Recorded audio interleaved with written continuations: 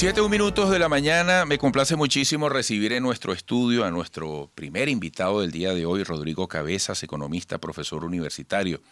Rodrigo, tanto tiempo, un gusto. Un gusto, gracias Eduardo por esta oportunidad, en esta visita rápida a Caracas, de poder Desde tu estar amada contigo acá Zulia. y de mi amada Zulia, sí, por supuesto. Mira, otra reconversión monetaria.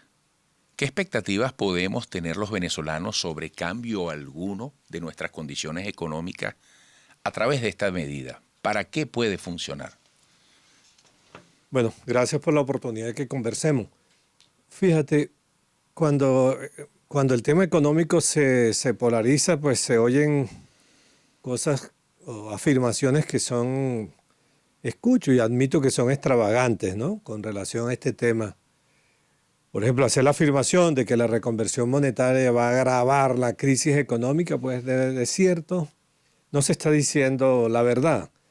Lo que ocurre es que hacer una nueva reconversión monetaria, que es tratar de reexpresar la unidad familiar de la unidad de billetes que hay en Venezuela a otra escala, disminuirla, con el objetivo de mejorar el sistema de pago, las transacciones, el sistema de cómputo, para no utilizar millones de millones, sino utilizar simplemente nominalmente menores unidades, que facilitan las transacciones, facilita el sistema de cómputo, facilita la contabilidad del sector público, de las empresas privadas, de los bancos, de las clínicas, de todo.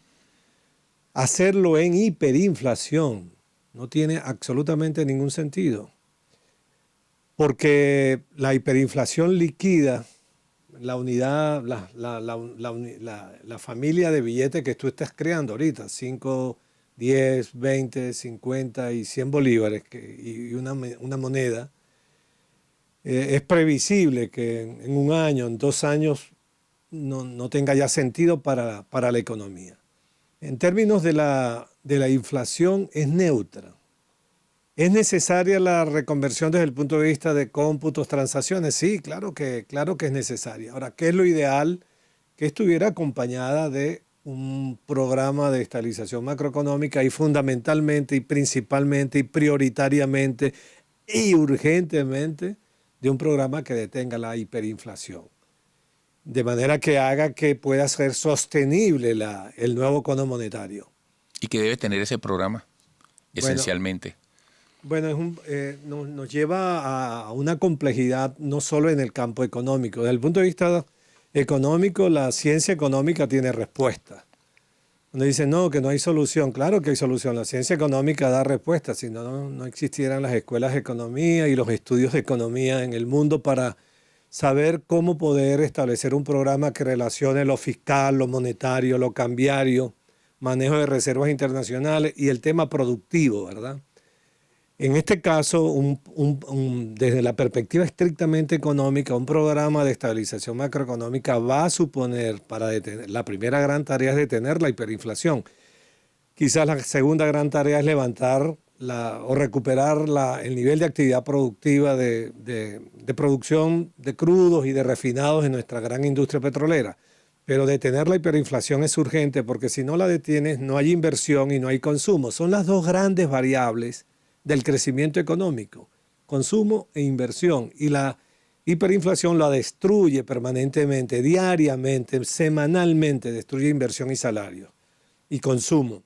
Entonces, un programa, suponga que lo haga un equipo económico, en el caso venezolano va a requerir un nivel, comienza por una decisión de política económica monetaria muy claro, ordenarle al Banco Central de Venezuela que no siga monetizando el déficit fiscal, que no siga construyendo bolívares a borbollones como lo ha hecho en estos últimos 4 o 5 años.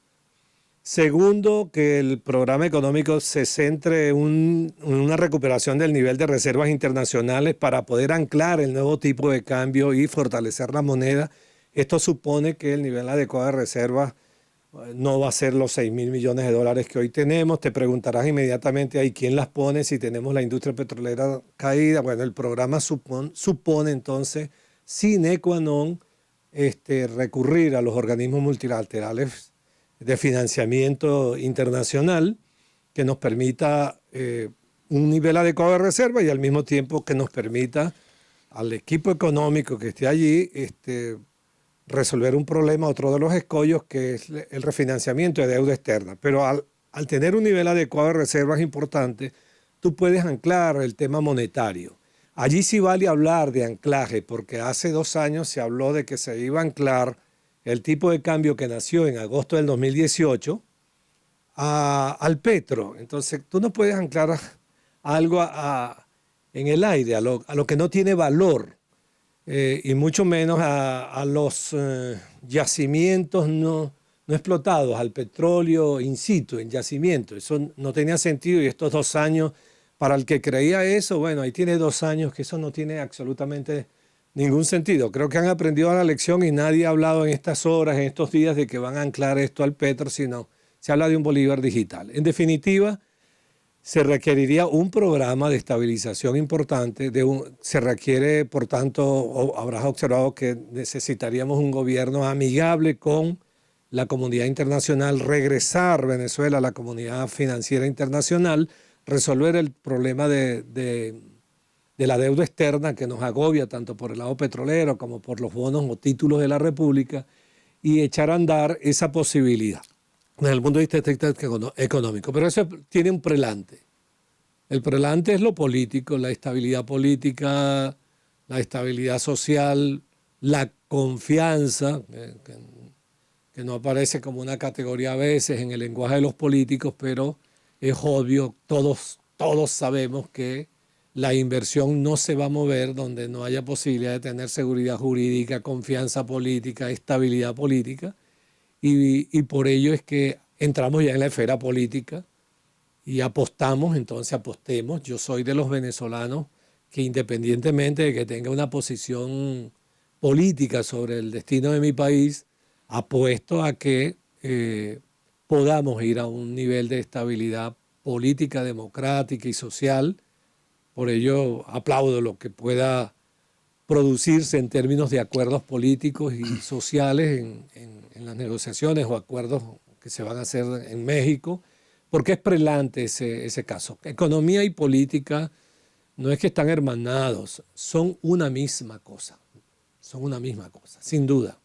Fíjate, Rodrigo, lo has dicho muy claramente, la solución de la crisis venezolana va mucho más allá de lo estrictamente económico.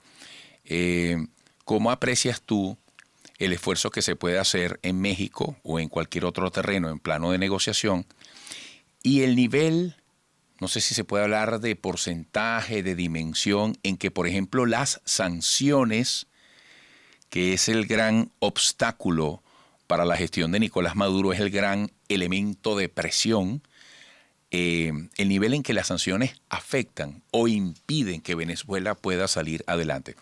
Porque además desde el Ejecutivo se suele utilizar el argumento de que las cosas están como están por las sanciones. Tengo que ir a la pausa. Yo quisiera que entonces al regreso comenzáramos por allí. ¿Qué tanto las sanciones son la gran causa de lo que está pasando y cuál es el área de las responsabilidades directas de la gestión de Nicolás Maduro? Por favor, al regreso. Sigan allí, amigos.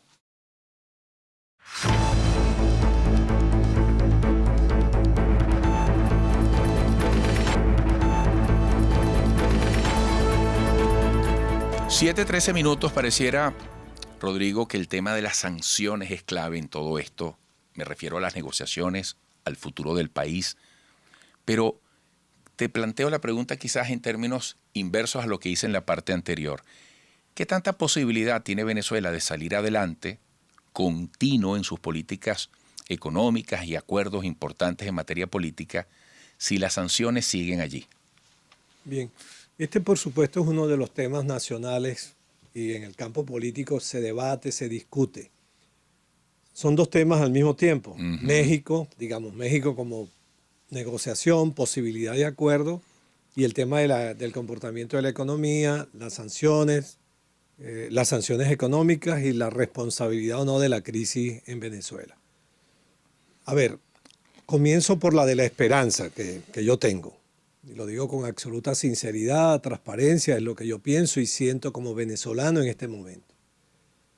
Creo que hay que respaldar la posibilidad de que el gobierno de Nicolás Maduro y la oposición venezolana, la que lidera el líder político Juan Guaidó, y todos esos factores políticos, sociales que ahí están en el Frente Amplio Venezuela Libre, puedan sentarse como venezolanos a dialogar sobre Venezuela con una agenda para tratar de desentrabar lo que haya que desentrabar desde el punto de vista político, humanitario y por supuesto desde el punto de vista económico.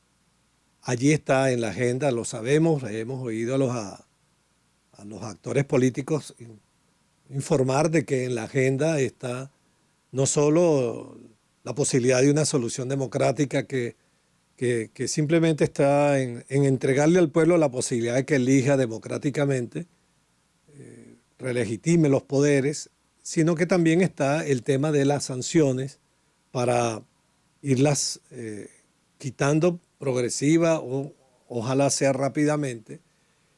De manera que yo auguro un éxito a eso, apuesto a que allí haya la suficiente madurez, sensatez venezolana y que el drama venezolano, la angustia venezolana, el sufrimiento de nuestras familias pueda estar, digamos, en la conciencia de los que apunten a tener un acuerdo de salvación nacional. Cuando llegué a Caracas, sentí con relación a ustedes, los caraqueños, un poquito de envidia porque... Me contabas, ¿no? Sí, yo vengo de mi ciudad que, por favor, esto es una especie de... Se me ocurrió decir, esto es de verdad que es una burbuja. Hay una Venezuela adentro, la de Maracaibo, la de Los Llanos, la del Oriente, que sufre mucho más. Tenía mucho tiempo de no abrir un grifo y que saliera agua potable, porque en mi casa, en una organización en el norte de Maracaibo, sale color a tamarindo, es decir, sale... Y eso no es digno. Así no tenemos derecho a vivir con corte de electricidad, con 3 días para hacer una cola para obtener gasolina, que nos llegue el agua cada 30, 35 días. Es una cosa que el internet sea intermitente, en fin. Entonces, por eso, la síntesis de este punto es, yo auguro y reclamaría como venezolano que haya un acuerdo más allá de las estridencias, de los que le disparen al acuerdo, de los que disparen a la negociación, que si la negociación es entrega, o que si el gobierno... cohabitación. O cohabitación, no, para mí es simplemente un acuerdo por Venezuela. Tiene que surgir de allí en lo democrático, en lo económico y en lo humanitario. Y lo otro es el tema, por supuesto, de las sanciones. Ya dije, está en la mesa, entiendo que está en la mesa de negociaciones, el gobierno Sí. obviamente lo ha colocado. Eso tiene su propia historia, lo resumo de esta manera.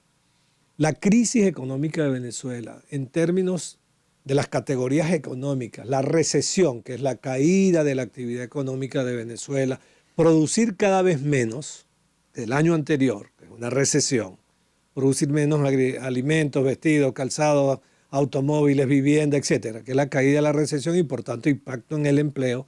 Eso comenzó en Venezuela de acuerdo a la estadística del Banco Central de Venezuela en el año 2014. Es decir, cuando se estudie la recesión más prolongada de Venezuela, continua, desde el 2014 comenzamos a caer.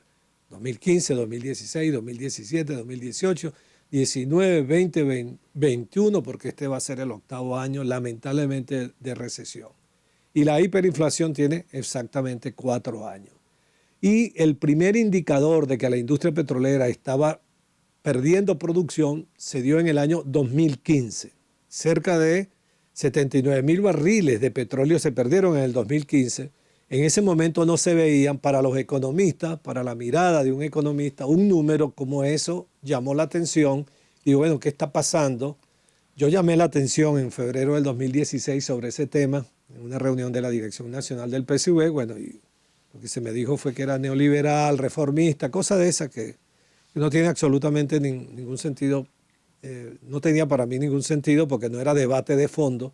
Pero ahí está, es decir, la recesión, la crisis económica, la hiperinflación comenzó muchos años atrás, 2014, pero decir que las sanciones no la agravaron tampoco es de ciencia económica. Puedes estar haciendo política. Dice, no, las sanciones no le agregaron nada a Venezuela en el 2018, 19 y 20. sería hacer política y no economía. Debo decir entonces que sí, que las sanciones económicas se concentraron en el tema petrolero y agravaron la caída, lo que ya Lo venía. que ya venía. La agravaron en el 2019, 2020 en el campo de la industria petrolera, porque las importaciones de alimentos, los bodegones, los supermarkets que se han construido en Venezuela para el 3 o 8% de población con capacidad adquisitiva demuestra claramente de que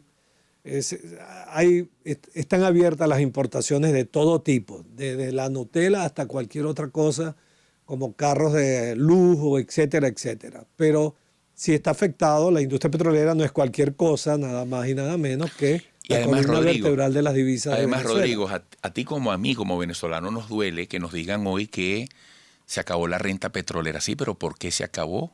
¿Por qué no tenerla aún?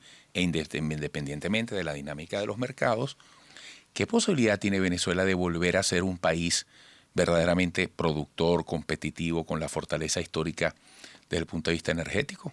Todas, porque tenemos... Te queda un minuto. Tenemos la materia prima, tenemos 280.000, 300.000 millones de barriles de petróleo en nuestros yacimientos. Tenemos una experiencia, una capacidad, tenemos gente que sabe de eso, de producir petróleo, 100 años de experiencia. Y hay un tiempo, porque dice, bueno, el tiempo del petróleo se está acabando, bueno, 30, 40 años, hay un tiempo para que nosotros levantemos la industria petrolera y podamos tener una fuente de divisas importante. Que lo significativo, lo estratégico es que mirando al futuro, mirando la Venezuela de los muchachos, los que hoy están aquí, los que se nos fueron, mirando el horizonte 20, 30 años, tú digas, vamos a levantar la industria del petróleo, claro que sí, porque sería más o menos una estupidez decir que no la vamos a recuperar, ¿verdad? Hay posibilidad de hacerlo con la inversión requerida, con los arreglos jurídicos y políticos necesarios, pero al mismo tiempo construir la otra fuente de ingreso de divisas que solo se hace con una gran industrialización para las exportaciones, con tecnología, con educación. Ese país, claro que es posible construirlo y hacia allá debemos marchar todos en democracia, civilizada, pacífica y democráticamente. Bueno, Rodrigo, gracias además por tu libro, La izquierda rehén de su negación. Lo voy a leer con muchísimo interés y gratitud. Y ha sido un gusto tenerte por acá. Gracias, Eduardo. Saludos a la familia. Seguro, seguro. Mucha salud para ti y los tuyos también. Amigos, volveremos.